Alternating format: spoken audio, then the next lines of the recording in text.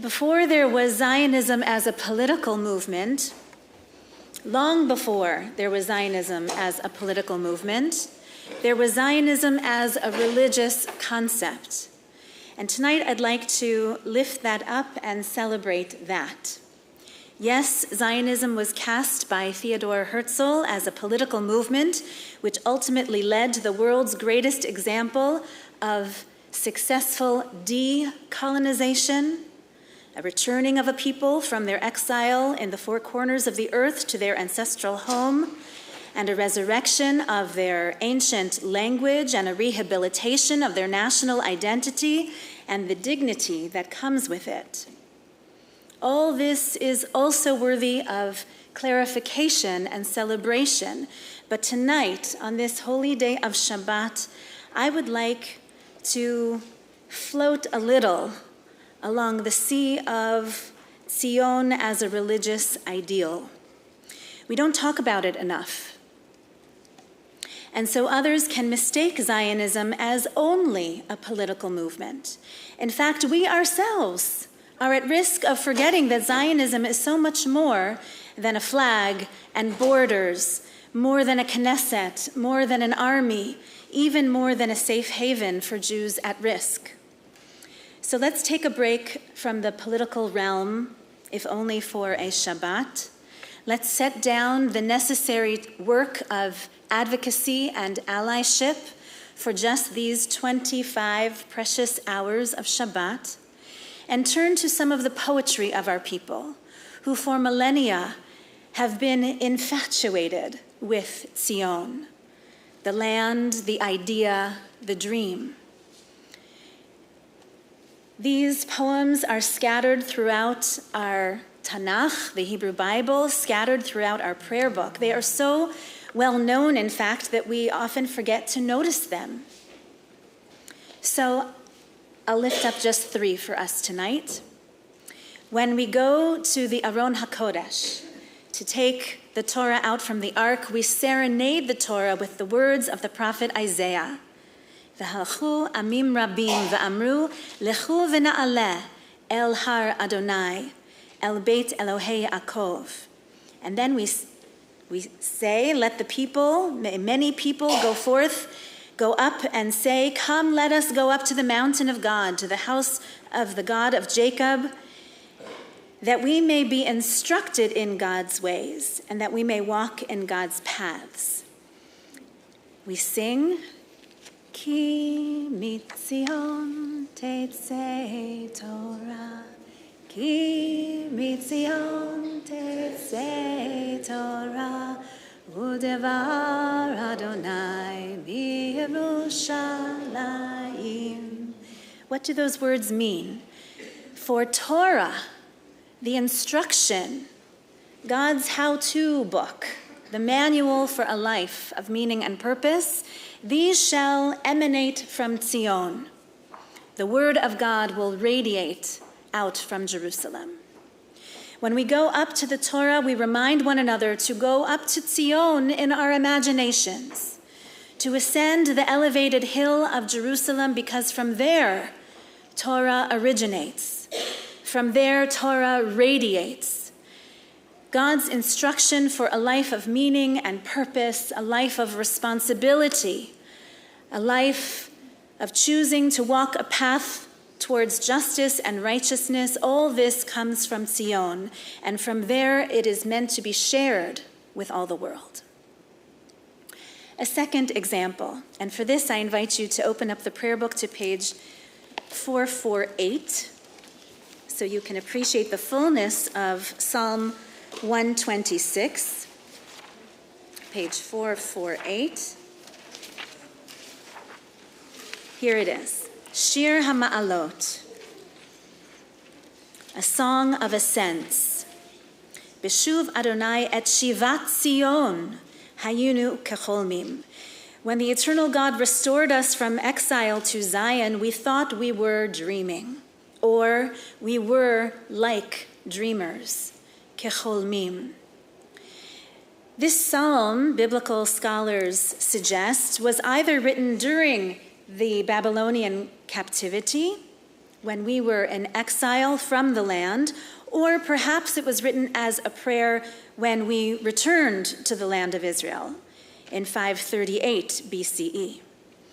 There are 15 biblical psalms that begin with the word Shir HaMa'alot, a song of ascents. 15 psalms designated as songs for going up, a going up song.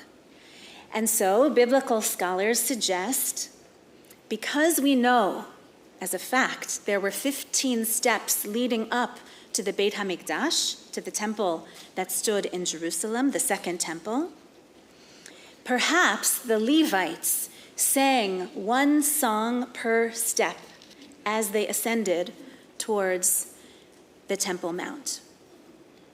This way of thinking is so integrated into Jewish culture, this dreaming state, that we almost forget where it comes from. Jews are dreamers. We are taught to strive, to imagine, to ascend, to aspire. And it is not for the sake of getting ahead or accumulating wealth, God forbid. This dreaming is a religious outlook. It is a way of being in the world because we have been called upon to be God's partners in making the world more whole, more just, more compassionate. The capacity to dream of something better for all humanity is not an otherworldly attribute. No, it is rooted in the earthly, in our reality, in the here and now. So it won't surprise you to know that this beautiful Psalm 126 was put forward by religious Zionists to become the national anthem of the modern state of Israel. It lost to the popular secular Zionist anthem, Hatikva. But Psalm 126, which puts Zion as the place of our dreams, the place of our capacity for ascent, still has its place in Jewish life and is forever wedded to Shabbat, because it is the introduction to Birkat Hamazon. Shir Hamalot Beshuv Adonai et Shivat Zion Hayinu Kecholmim. After we have feasted on delicious foods and lingered in the good company of family and friends, we are satiated and full enough and free-minded enough from the weight of the week, of the work of the week, that we can begin to dream again. That is what Shabbat is for, after all. To dream of how we can take a hint of Shabbat's perfection and bring it into the week.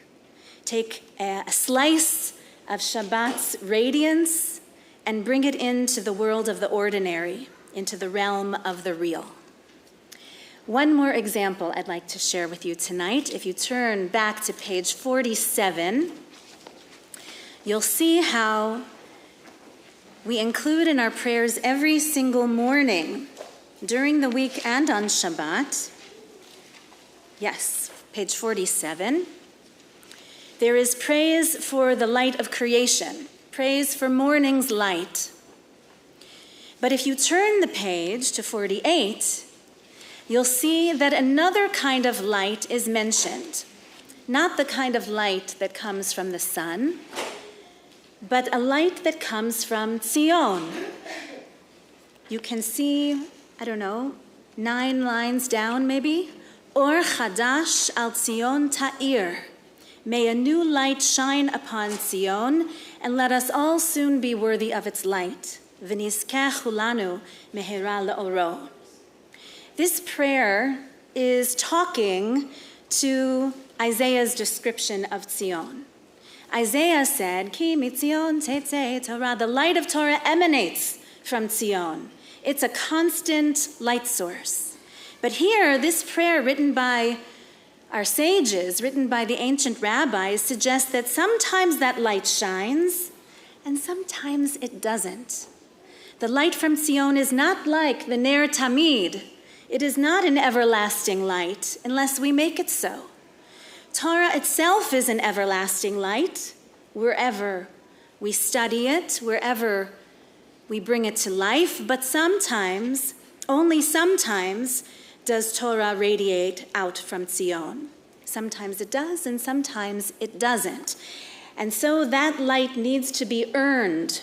Do you see that? V'nizkeh chulanu. Let us all soon be worthy of its light. We all have to work for that light. Chulanu. All of us. Those who live in the land of Israel and those who live outside of the land of Israel. Chulanu. We have to show ourselves to be worthy and deserving of its light. And this is what we're working on now. And perhaps we took it for granted. Perhaps Israel's radiance was so strong for so many years that we forgot to tend to it.